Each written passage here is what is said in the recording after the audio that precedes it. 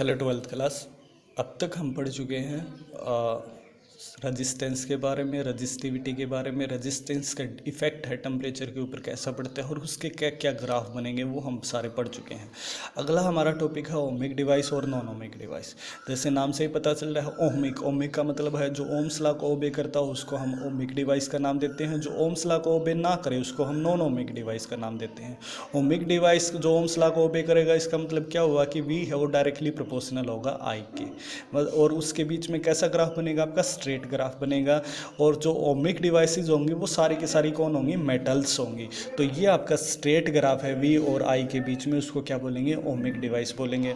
और non ohmic जो device होंगी वो क्या होंगी, सेमीकंडक्टर के रूप में, इलेक्ट्रोलाइट के रूप में जो ग्राफ बनेगा उसको हम क्या बोलेंगे, नॉन ओमिक डिवाइस बोलेंगे। और ये क्या होगा, आपका नॉन लीनियर ग्राफ होगा। ये जो दिखाए रखा है उसको हम क्या बोलेंगे, नॉन ओमिक डिवाइस बोलेंगे। ठीक है।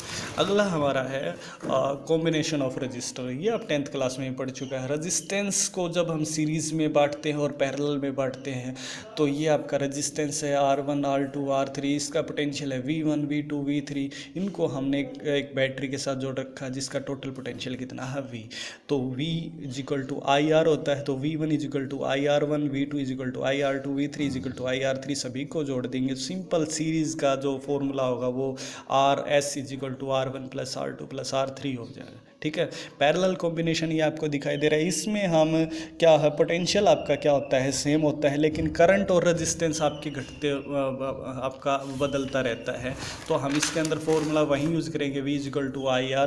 तो इसका मतलब क्या हुआ, I1 is equal to V upon R1, I2 is equal to V upon R2, I3 is equal to V upon R3। सभी को जोड़ देंगे, V को V के साथ कैंसिल कर देंगे तो फॉर्मूला बना 1 अपॉन RP बराबर 1 upon R1 plus 1 upon R2 plus 1 upon R3। तो रजिस्टेंस और कैपेसिटेंस दोनों के दोनों एक दूसरे के अपोजिट होते हैं, ये आप देख चुके हो। अगला है हमारा EMF of a cell. EMF of a cell ये हमने स्टार्टिंग में पढ़ा था, एक बार फिर से आ गया ये। तो EMF ऑफ ए सेल क्या होता है, जब maximum potential difference between two electrode, जो सबसे ज़्यादा पोटेंशियल डिफरेंस होता है दो इलेक्ट्रोड के बीच में, जब आपका करंट ड्राउन ना हो। करंट ड्राउन ना हो का मतलब होता है जब आपका सर्किट कैसा हो, ओपन हो, तो उसको क्या बोलेंगे हम, EMF ऑफ ए सेल बोलेंगे। फिर हमारा टर्मिनल पोटेंशियल डिफरेंस क्या होता है। टर्मिनल पोटेंशियल डिफरेंस क्या होता है कि the resistance offered by electrolyte and electrode of cell through which current is passed. जब आपका रेजिस्टेंस ऑफर्ड करे कौन, इलेक्ट्रोलाइट या इलेक्ट्रोड किसी सेल में, तो उसको क्या बोलेंगे हम, इंटरनल रेजिस्टेंस का नाम देंगे। और अगला हमारा टर्मिनल पोटेंशियल डिफरेंस, देखो ये आपका किसके में अंदर था, ओपन सर्किट के अंदर। ठीक है। और ये किसके अंदर हो जाएगा, क्लोज सर्किट के अंदर। तो टर्मिनल पोटेंशियल डिफरेंस क्या होता है, the potential difference across the electrode of cell when current is drawn from the cell is called terminal potential difference. तो करंट को क्या करें हम, ड्राउन करें, इसमें हम करंट को नहीं देना, इसमें हमने करंट को जोड़ना है, तो उसको क्या बोलेंगे, टर्मिनल पोटेंशियल डिफरेंस। जैसे हमने एक फिगर बना रखी है, ये आपका एक सेल है जिसका EMF है E। ये है रेजिस्टेंस, इंटरनल रेजिस्टेंस को हम हमेशा स्मॉल R से डिनोट करेंगे। ये आपका सिंपल रेजिस्टेंस है, ये हमने इसको एक बॉक्स के अंदर बंद कर दिया। तो E है EMF of a cell, V है आपका टर्मिनल पोटेंशियल डिफरेंस, R है आपका इंटरनल रेजिस्टेंस, और कैपिटल R है आपका एक्सटर्नल रेजिस्टेंस, और I है current following in the circuit. तो सिंपली आपका जो ओम्स लॉ है, उस ओम्स लॉ का फॉर्मूला होता है current upon potential difference upon में रेजिस्टेंस। करंट कितना है, I। ठीक है। और इंटरनल पोटेंशियल डिफरेंस जिसमें करंट फ्लो करे, पोटेंशियल डिफरेंस जो टर्मिनल पोटेंशियल डिफरेंस बोलेंगे, जिसका EMF कितना है E। और दो रेजिस्टेंस हैं, एक स्मॉल R है, कैपिटल R है, तो टोटल रेजिस्टेंस कौन हो जाएगा, R प्लस R। इसको उठा करके इधर ले जाएंगे, I इंटू में R plus R is equal to E।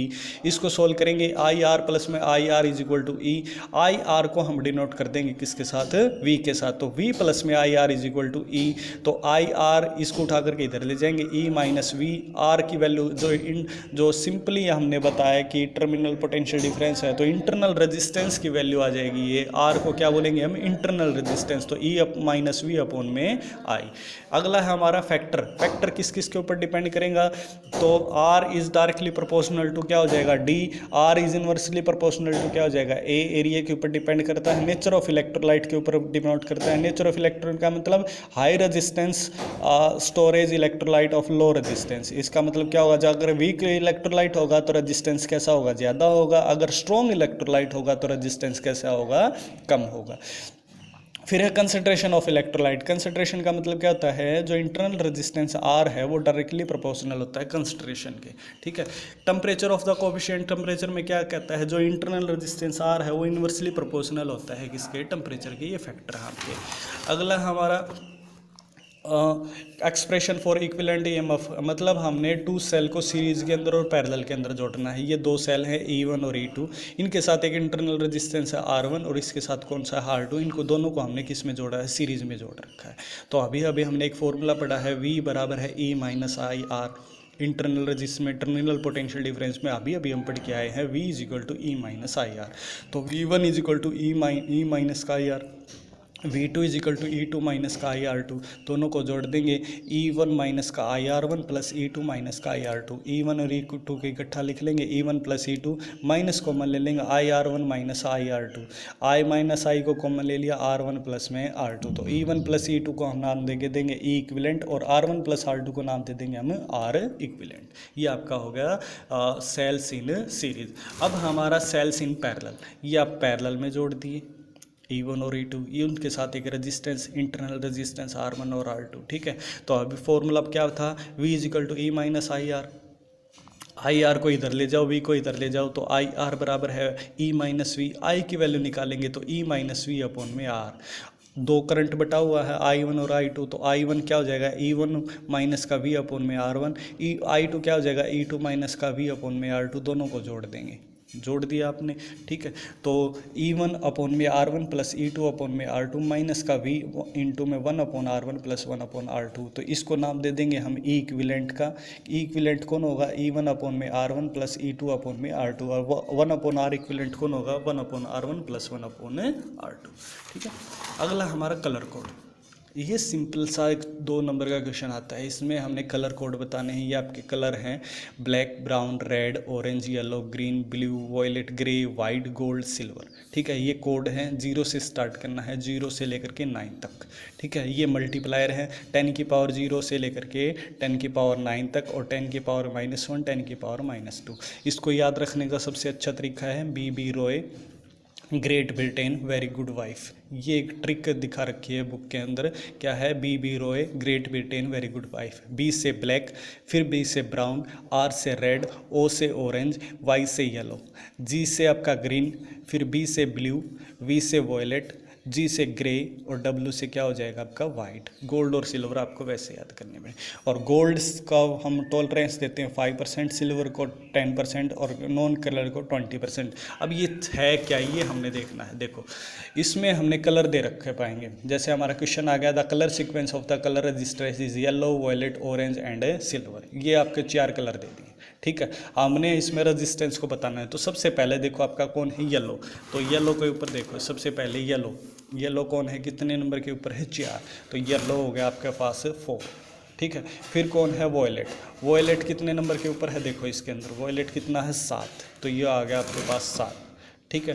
फिर मल्टीप्लायर देखना है, मल्टीप्लायर में कौन है, ऑरेंज। ऑरेंज कितना है आपका, ऑरेंज के ऊपर मल्टीप्लायर देखो कितना है, 10 की पावर 3। और फिर आपका सिल्वर, सिल्वर कितना होता है, ±10%। तो हम इसको लिखेंगे ऐसे, 4 7 इंटू 10 की पावर 3 ओम ±10%, ठीक है। अगला हमारा एक और एग्जांपल ले लेते हैं, the resistance of the given carbon registry 2.4 into 10 की पावर 6 ओम ±5%। तो 2.4 है, इसको हम सोल्व कर लेंगे, 24 इंटू 10 की पावर 5 ओम ±5%। तो सबसे पहले 2 के ऊपर देखेंगे, 2 के ऊपर कौन है, रेड। फिर 4 के ऊपर देखेंगे कौन है, येलो। फिर मल्टीप्लायर 10 की पावर 5 देखेंगे तो कौन है आपका, ग्रीन। और 5% को कौन बोलते हैं, हम गोल्ड बोलते हैं, क्लियर। फिर हमारा थर्मिस्टर, थर्मिस्टर क्या होता है, the temperature sensitive device whose resistance और रजिस्टिविटी चेंज शार्पली। एक टेम्परेचर सेंसिटिव डिवाइस है जिसका रेजिस्टेंस और रजिस्टिविटी है ना शार्पली चेंज हो जाते हैं, जल्दी जल्दी से चेंज होते जाते हैं, उसको क्या बोलते हैं, थर्मिस्टर का नाम देते हैं, ठीक है। और जो टेम्परेचर कोफिशिएंट है रेजिस्टेंस का और रजिस्टिविटी का, वो जब बहुत ज़्यादा होता है तो the range of the resistance of the thermistor is 0.1 ohm to 10 की पावर 7 ओम तक हो जाता है। कहाँ कहाँ यूज़ करते हैं, it can be use very low temperature, बहुत कम टेम्परेचर में हम इसका यूज़ करते हैं। दूसरा, it can be use the temperature control unit, come temperature control unit के अंदर हम जो इंडस्ट्रीज़ होती हैं उसके अंदर यूज़ करते हैं, फायर अलार्म के अंदर इसका यूज़ करते हैं, रिमोट सेंसिंग के अंदर में इसका यूज़ करते हैं। आपने केमिस्ट्री में पढ़ा हुआ सुपर कंडक्टिविटी। सुपर कंडक्टिविटी क्या है? The phenomena in which the resistance of conductor become zero, जो एक ऐसा फिनोमिना जिसमें रेजिस्टेंस क्या हो, जीरो हो जाए वेरी लो टेम्परेचर के ऊपर, उसको हम सुपर कंडक्टिविटी का नाम देते हैं। सुपर कंडक्टिविटी का यूज़ कहाँ करते हैं? It can be use taken strong electromagnet, इसको हम स्ट्रॉन्ग इलेक्ट्रोमैग्नेट बनाने के काम करते हैं, यूज़ करते हैं। इलेक्ट्रिक पावर के अंदर हम इसका यूज़ करते हैं। जो मरकरी है उसकी सुपर कंडक्टिविटी कितनी होती है? 4.2 किलो होती है। लेड की होती है 7.25 और नियोबियम की होती है 9.2 किलो।